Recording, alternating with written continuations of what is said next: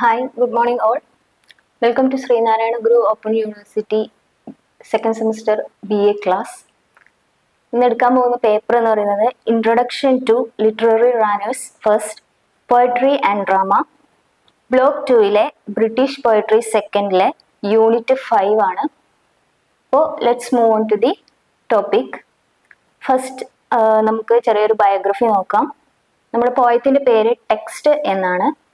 അത് എഴുതിയിട്ടുള്ളത് carol and Duffy എന്ന് പറയുന്ന ഒരു റൈറ്ററാണ്. അപ്പോൾ അവരുടെ ബയോഗ്രഫി നമുക്ക് ജസ്റ്റ് ഒന്ന് ചെറുതായിട്ട് നോക്കാം.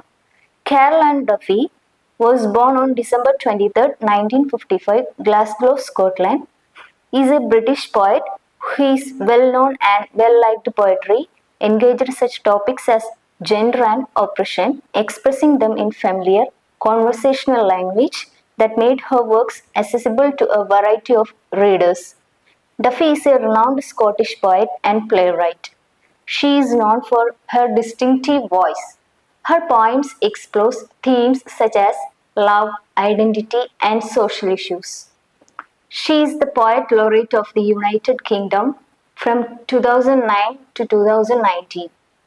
She is becoming the first woman to Poet Laureate of Great Britain. Her notable works are Standing, Female Nude, The Other Country, The World's Wife, Rapture, and Sincerity. During this time, she also authored such plays as Take My Husband and Little Woman, Big Boys. So, നമ്മളെ text എന്ന കവിത എഴുതിയിട്ടുള്ളത് carol and Duffy എന്ന് പറയുന്ന ഒരു റൈറ്ററാണ്. അവർ ജനിച്ചത് December 23rd, 1955 Glasgow, Scotland എന്ന് പറയുന്ന സ്ഥലത്താണ്. She is well known and well liked poetry. വളരെ ഫേമസ് ആയിട്ടുള്ള വെൽ നോൺ ആയിട്ടുള്ള ഒരു പോയട്രിയാണ്. അവരുടെ ഏറ്റവും കൂടുതലായിട്ട് അവർ അറിയപ്പെട്ടിരുന്നത് സ്കോട്ട്ലൻഡിന്റെ, അതായത് യുണൈറ്റഡ് കിങ്ഡത്തിലെ പോയറ്റ് ലോറേറ്റ് എന്നാണ്. അതുപോലെ woman to poet laureate of Great Britain അങ്ങനെയും കൂടി അറിയപ്പെട്ടിരുന്നു. അവരുടെ നോട്ടബിൾ വർക്ക്സ് ആണ് female nude, the other country, the world's wife, അതേപോലെ റാപ്ചർ ആൻഡ് സിൻസിയറിറ്റി.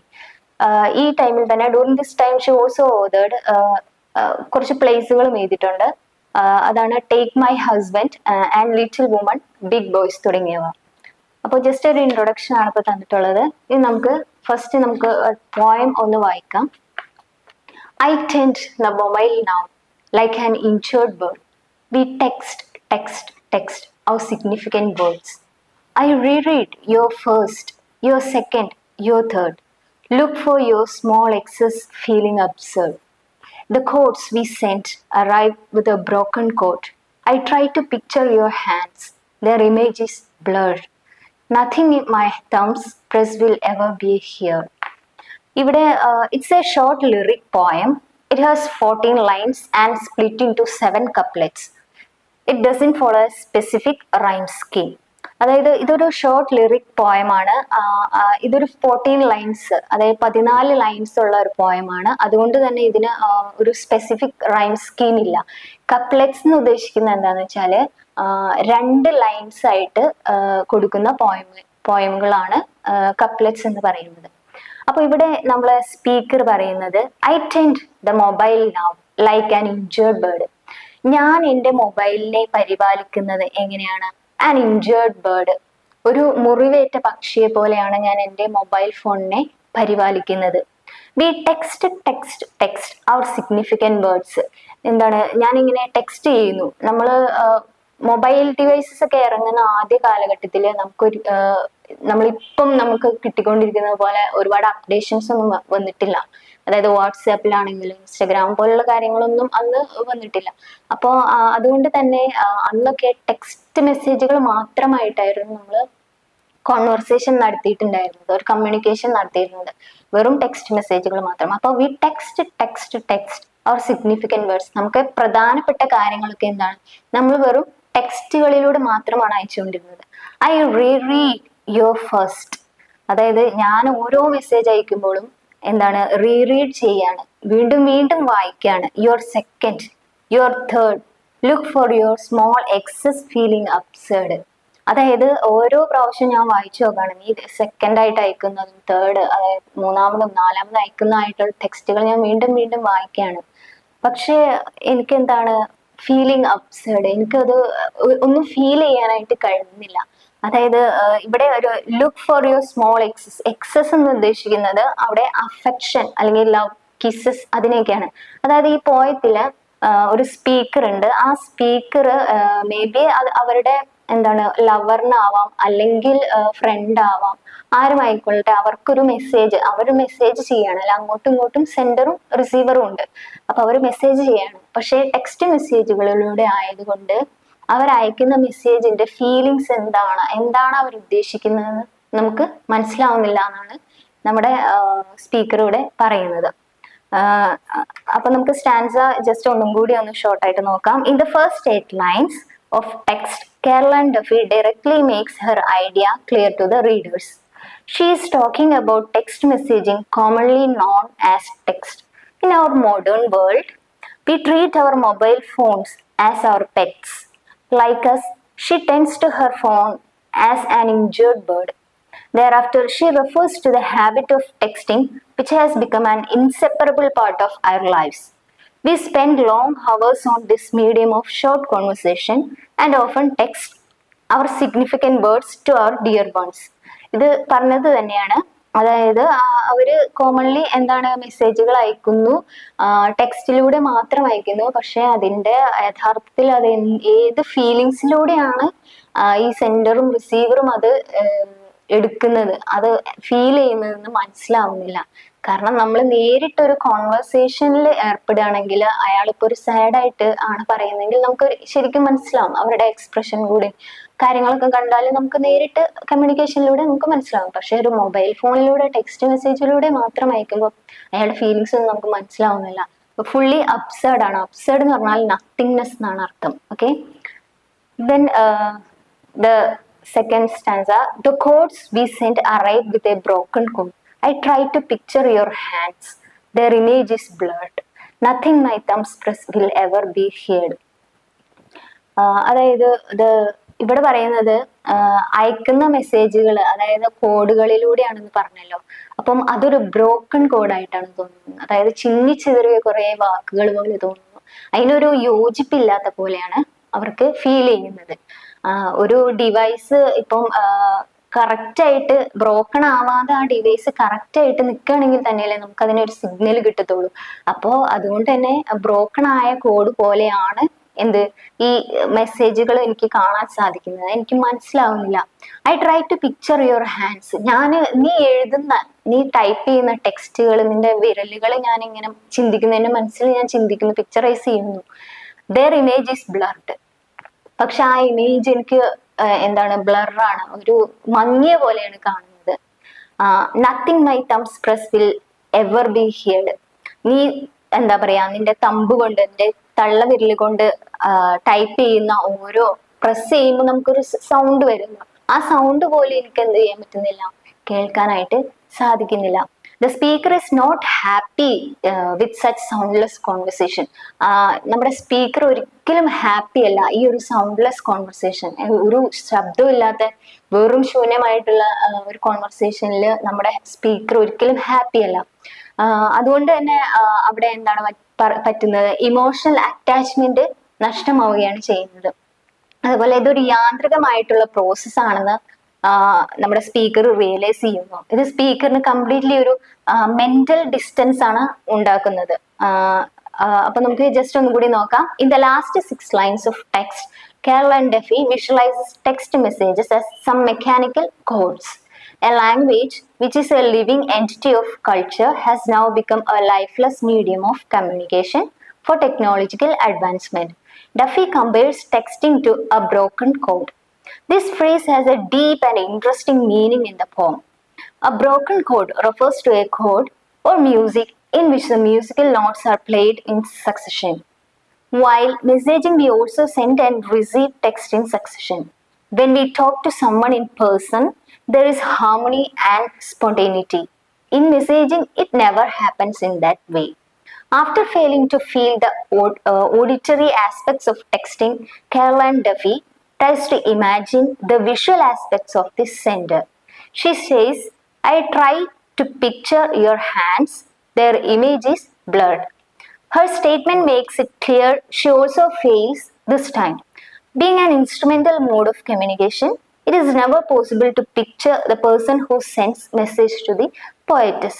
അതായത് വേറൊന്നുമല്ല, ഇപ്പൊ പറഞ്ഞതുപോലെ തന്നെ നമ്മൾ ഒരിക്കലും ഒരു നേരിട്ട് ഒരാളുമായിട്ട് കോൺവെർസേഷൻ നടത്തുന്നത് പോലെ അല്ല ഒരിക്കലും ഒരു മൊബൈൽ ഡിവൈസ് വെച്ചിട്ട് നമ്മൾ ടെക്സ്റ്റ് മെസ്സേജ് ചെയ്യുന്നത്. ഇപ്പോഴത്തെ കാലത്താണെങ്കിൽ നമുക്ക് കുറെയൊക്കെ എന്താ പറയാ ഫീൽ ചെയ്യാൻ സാധിക്കും. ഇപ്പം കുറെ അപ്ഡേഷൻസ് ഒക്കെ വന്നിട്ടുണ്ട്. അതായത് ഇമോജീസ്, അതായത് നമ്മൾ സാഡ് ആണെങ്കിൽ നമുക്ക് സാഡ് ആയിട്ടുള്ള ഇമോജി അയക്കാം, ഹാപ്പി ആണെങ്കിൽ ഹാപ്പി ആയിട്ടുള്ള ഇമോജീസ് അയക്കാം. അങ്ങനെയൊക്കെ നമുക്ക് കുറെയൊക്കെ മനസ്സിലാക്കാൻ സാധിക്കും. പക്ഷെ ഒരിക്കലും അന്നത്തെ കാലത്ത് ഡിവൈസ് ഒക്കെ ഈ മൊബൈലിന്റെ ഉപയോഗം തുടങ്ങുന്ന കാലഘട്ടങ്ങളിൽ ഇതുപോലെയുള്ള ഒരു അപ്ഡേഷൻസ് ഒന്നും ഇല്ലായിരുന്നു. അപ്പോൾ ഉള്ളി ടെക്സ്റ്റ് മെസ്സേജസ് മാത്രമേ ഉണ്ടായിരുന്നിട്ടുള്ളൂ. അപ്പോൾ ആ ടെക്സ്റ്റ് മെസ്സേജിൽ എന്താണ് അവർ ഉദ്ദേശിക്കുന്നത്? എല്ലാം ഒരു അബ്സേർഡ് ആണ്, ഒരു നത്തിങ്നെസ് ആണ്, ഒന്നും ഫീൽ ചെയ്യുന്നില്ല. അവരൊരു സാഡ് ആയിട്ടാണോ എന്നോട് സംസാരിക്കുന്നത്, അല്ലെങ്കിൽ ഹാപ്പി ആയിട്ടാണോ സംസാരിക്കുന്നത്, അല്ലെങ്കിൽ ദേഷ്യപ്പെട്ടിട്ടാണോ സംസാരിക്കുന്നത്, ഒന്നും മനസ്സിലാവുന്നില്ല. സ്പീക്കറിന് ഒരിക്കലും മനസ്സിലാവുന്നില്ല. അപ്പം ഏറ്റവും കൂടുതൽ ടൈം എന്ത് ചെയ്യാണ് നമ്മൾ ഈ മൊബൈൽ ഡിവൈസിൽ സ്പെൻഡ് ചെയ്യാണ്. അതായത് നമ്മളുടെ ഏറ്റവും നല്ല നല്ല നിമിഷങ്ങൾ, അതായത് നമ്മുടെ ഫ്രണ്ട്സ് ആയിട്ട് അല്ലെങ്കിൽ ഫാമിലീസ് ആയിട്ട് അല്ലെങ്കിൽ പാർട്ട്ണറായിട്ടൊക്കെ നമുക്ക് ഒരുപാട് സമയം ചെലവഴിക്കുന്ന നേരത്ത് ഈ മൊബൈൽ ഡിവൈസ് കൊണ്ട് എന്താണ് അതിന്റെ എക്സസ് ആയിട്ടുള്ള യൂസേജ്, വെറുതെ നമ്മൾ സമയം അതിലൂടെ കളയാണെന്നാണ് നമ്മുടെ സ്പീക്കർ ഉദ്ദേശിക്കുന്നത്. അപ്പോൾ ഇതാണ് പോയത്തിൽ പറയുന്നത്. ഇനി നമുക്ക് അതിന്റെ ജസ്റ്റ് ചെറിയൊരു ഷോർട്ട് സമ്മറി ഞാൻ വായിക്കാം. Text by Carol Duffy is a short poem on the poetic feelings regarding the modern format of communication, text. Carol and Duffy discusses how she feels while texting her dear ones in her poem. At the beginning of the poem, the poetess reads some messages on her mobile phone repetitively. While reading those text messages, she feels that the process of sending and receiving messages is somehow mechanical. The message which she receives on her phone is like a note in a broken code. She can't even imagine the person who actually sending those messages to her. As a result, she feels dejected for the mental distance texting has created in her world. അതായത് ഈ text മെസ്സേജിലൂടെ ഒന്നും നമുക്ക് നേരിട്ടുള്ള കമ്മ്യൂണിക്കേഷനിലൂടെ അല്ലാതെ ഈ മറ്റു മീഡിയത്തിനെ ആശ്രയിക്കുമ്പോൾ അവിടെ നമ്മുടെ നല്ലൊരു റിലേഷൻഷിപ്പ്, അതേപോലെ ഒരു ലവ് ആൻഡ് അഫെക്ഷൻ, ഇതൊക്കെ നമുക്ക് മനസ്സിലാക്കാൻ സാധിക്കാതെ പോകുന്നു എന്നാണ് പറയുന്നത്. ഇതിലൂടെ ഒരു മെന്റൽ ഡിസ്റ്റൻസ് വരികയാണ്, മാനസികമായ ഒരു അകലം അയാളോട് ഉണ്ടാവും. നമ്മൾ എപ്പോഴും ഫോണിലേക്ക് തന്നെ, മൊബൈൽ ഡിവൈസസിലേക്ക് തന്നെ ആയി പോകുന്നു. നമ്മുടെ വേൾഡിൽ തന്നെ എന്താണ് ഒരു ഇലക്ട്രോണിക് ഡിവൈസ് പോലെ നമ്മൾ മനുഷ്യന്മാർ മാറിക്കൊണ്ടിരിക്കുകയാണെന്നാണ് നമ്മൾ പോയതിൽ ചെറുതായിട്ട് ഒരു സമ്മറി ആയിട്ട് പറയുന്നത്. ഓക്കെ, ഇനി നമുക്ക് ഈ പോയത്തിന്റെ ഒരു സ്ട്രക്ചർ നോക്കാം. The poem comprises 7 couplets. ഞാൻ ഫസ്റ്റ് പറഞ്ഞിരുന്നു 7 couplets ആയിട്ടാണ് ഈ പോയം എഴുതിയിട്ടുള്ളത്. കപ്ലെറ്റ്സ് എന്ന് പറഞ്ഞാല് രണ്ട് ലൈൻസ് വെച്ചിട്ട് എഴുതുന്ന പോയത്തിനെയാണ്. അതുകൊണ്ട് തന്നെ there is A regular but imperfect rhyme scheme. അത് റെഗുലർ ആയിരിക്കും, പക്ഷെ റൈം സ്കീം ഉണ്ടായിരിക്കില്ല. ഒരു സിഗ്നിഫിക്കന്റ് ആയിട്ടുള്ള റൈം സ്കീം ഈ പോയത്തിന് ഉണ്ടായിരിക്കില്ല. The second line of all the couplets rhyme although the word chord in the 12th line is consonant. ഇതില് റൈം സ്കീം ഇല്ല, പക്ഷേ ഇൻ ദ 12th ലൈൻ, അതായത് 12ാമത്തെ ലൈനില് ഒരു കൺസണന്റ് പറയുന്നുണ്ട്. കൺസണന്റ് എന്ന് പറഞ്ഞാൽ it's a speech sound, not a vowel. Vowel അല്ലാത്ത ഒരു സൗണ്ടിനെയാണ് കൺസണന്റ് സൗണ്ട് എന്ന് പറയുന്നത്. അത് നമ്മുടെ പോയത്തിൽ വരുന്നത് ഖോഡ് എന്ന വേർഡാണ്. CHORD, ഖോഡ് എന്ന് പറയുന്ന വേർഡാണ്. ഇനി നെക്സ്റ്റ് നമുക്ക് ലാംഗ്വേജ് ആൻഡ് ഇമേജറി. ഇതിനകത്ത് യൂസ് ചെയ്തിരിക്കുന്ന ലാംഗ്വേജ് അല്ലെങ്കിൽ ഇമേജറി ചിത്രീകരിച്ചിരിക്കുന്ന എങ്ങനെയാണെന്ന് നോക്കാം. The voice is that of the speaker. We can assume the poet using the first person pronoun utters her love in the second person you. അതായത് ഒരു speaker ഉണ്ട്, അവിടെ I എന്ന് പറയുന്ന സ്പീക്കറാണ്. അതിൽ യു എന്ന് ഉദ്ദേശിക്കുന്നത് മേ ബി പാർട്ട്ണർ ആവാം, ലവർ ആവാം, ആരും ഫ്രണ്ട് ആവാം, റിലേറ്റീവ് ആവാം, ആരും ആവാം. അങ്ങനെയാണ് ഉദ്ദേശിച്ചിട്ടുള്ളത്. And innovative metaphor is and stanza 6. അതേപോലെ സ്റ്റാൻസ 6 ഒരു ഇന്നോവേറ്റബിൾ ആയിട്ടുള്ള മെറ്റഫർ യൂസ് ചെയ്തിട്ടുണ്ട്. അതാണ് ദ ബ്രോക്കൺ കോഡ് എന്ന് ഉദ്ദേശിക്കുന്നത്. ബ്രോക്കൺ കോഡ് ആർ മ്യൂസിക്കൽ പാറ്റേൺസ്. ബ്രോക്കൺ കോഡ് എന്ന് പറയുന്ന ഒരു മ്യൂസിക്കിന്റെ ഡിവൈസ് ആണ്. അതിൽ യൂസ് ചെയ്യുന്ന ഒരു പാറ്റേണിന്റെ പേരാണ് ബ്രോക്കൺ കോഡ്. And here it refers to the mobile phone's call signal. ഇവിടെ നമ്മുടെ കവിതയിൽ അത് ഉദ്ദേശിക്കുന്നത് മൊബൈൽ ഫോൺസിന്റെ കോൾ സിഗ്നലിനെ കുറിച്ചാണ്. അതായത് സിഗ്നൽ കിട്ടിയാലാണല്ലോ നമുക്ക് കോള് കിട്ടുള്ളൂ. അപ്പൊ അതിനെയാണ് നമ്മുടെ ഇതിൽ റെഫർ ചെയ്തിരിക്കുന്നത്. It also suggest perhaps A damaged or delicate relationship. ഇത് അങ്ങനെ ഒരു സിഗ്നൽ ഉദ്ദേശിക്കുന്നുണ്ടെങ്കിലും ഇത് സജസ്റ്റ് ചെയ്യുന്നത് എന്താണ്, ഒരു ഡാമേജ്ഡ് ഓർ ഡെലിക്കേറ്റ് റിലേഷൻഷിപ്പ്, അതായത് ഒരു തകർന്ന അല്ലെങ്കിൽ ലോലമായ ഒരു ഇതില്ലാത്ത ഒരു റിലേഷൻഷിപ്പിനെ കുറിച്ചാണ് ഈ ഒരു മെറ്റഫർ യൂസ് ചെയ്തിരിക്കുന്നത്. Okay, then I tend the mobile now like an injured bird. അത് വളരെ ഇമ്പോർട്ടന്റ് ആയിട്ടുള്ള ഒരു ലൈനാണ്. അതിൽ യൂസ് ചെയ്തിരിക്കുന്നത് സിമിലി ആണ്. ഫിഗർ ഓഫ് സ്പീച്ച് വരുന്നത് സിമിലി ആണ്. അവിടെ സിമിലി എന്ന് പറയുമ്പം ലൈക്ക് വന്നിട്ടുണ്ട്. ഓക്കെ, ലൈക്ക് അതേപോലെ ആസ് തുടങ്ങിയ വാക്കുകളൊക്കെ വരുന്ന ഭാഗത്ത് നമ്മൾ ഫിഗർ ഓഫ് സ്പീച്ച് എന്ന് പറയുന്നത് സിമിലി ആയിരിക്കും. അപ്പൊ ഇവിടുത്തെ സിമിലി എന്ന് പറയുന്നത് I tend the mobile now like an injured bird. അപ്പോ the figure of speech in the line is simile and it compares the act of caring for the mobile phone to tending to an injured bird. It suggests a delicate and nurturing attitude towards technology. അതായത് ഇത് compare ചെയ്യുന്നത് നമ്മൾ കൂടുതൽ എൻ്റെ mobile ഫോണിനെ ഞാൻ പരിപാലിക്കുന്നത് ഇങ്ങനെ ഒരു ഇൻജേർഡ് ബേർഡ് ആയിട്ടാണ്, മുറിവേറ്റ പക്ഷിയെ പോലെയാണ്. അതായത് ഫോൺ കൊണ്ട് യൂസ് ഉണ്ട്, എന്നാൽ എന്താണ് അതിൽ നിന്ന് നമുക്ക് ഒന്നും മനസ്സിലാക്കാൻ ആയിട്ട് സാധിക്കുന്നില്ല. ഓക്കെ, അത് mobile phone tending to an injured bird. It suggest delicate, ഒരു ലോലമായിട്ടുള്ള നർച്ചറിങ്, പരിപോഷിപ്പിക്കുന്ന ആറ്റിറ്റ്യൂഡ് ടുവേർഡ്സ് ടെക്നോളജി. ടെക്നോളജീനെ പരിപോഷിപ്പിക്കുന്ന അല്ലെങ്കിൽ ലോലമായിട്ടുള്ള ഒരു ആറ്റിറ്റ്യൂഡിനെയാണ് ഇത് സജസ്റ്റ് ചെയ്യുന്നത്. ദെൻ തേർഡ് പറയുന്നത് ദ ലെറ്റർ എക്സസ്. അവിടെ ഒരു എക്സസ് എന്ന് പറഞ്ഞിട്ടുള്ള ഒരു കോഡ് യൂസ് ചെയ്തിട്ടുണ്ട്. ഓക്കെ, അതിന്റെ meaning, it means in a text message the letter X's represents kisses, love, affection തുടങ്ങിയ കാര്യങ്ങളെയാണ്. ഇപ്പൊ നമ്മള് ഇപ്പോഴത്തെ കാലത്താണെങ്കിൽ നമ്മൾ എന്ത് ചെയ്യും, ഒരു കിസസിനാണെങ്കിൽ ഒരു ഇമോജി ഉണ്ടാവും, അല്ലെങ്കിൽ ലവിനൊരു ഹേർട്ടിന്റെ ഇമോജി ഉണ്ടാവും, അതേപോലെ ഹാപ്പിക്ക് ഒരു ഇമോജി ഉണ്ടാവും. ഓക്കെ, അങ്ങനെയൊക്കെ നമുക്ക് മനസ്സിലാക്കാൻ സാധിക്കും. പക്ഷെ അന്നത്തെ കാലത്ത് എന്താണ്, എക്സസ് എന്ന് പറയുന്ന ഒരു കോഡാണ് അവർ യൂസ് ചെയ്യുന്നത്. ഓക്കെ, അപ്പോൾ അവരുടെ സംസാരത്തിന്റെ ഇടയിലുള്ള കോഡ് എന്ന് പറയുന്നത് എക്സസ് ആണ്. അവരുടെ അഫെക്ഷൻ കാണിക്കുന്ന എക്സസ് എന്ന് പറയുന്ന ഒരു കോഡിലൂടെയാണ്.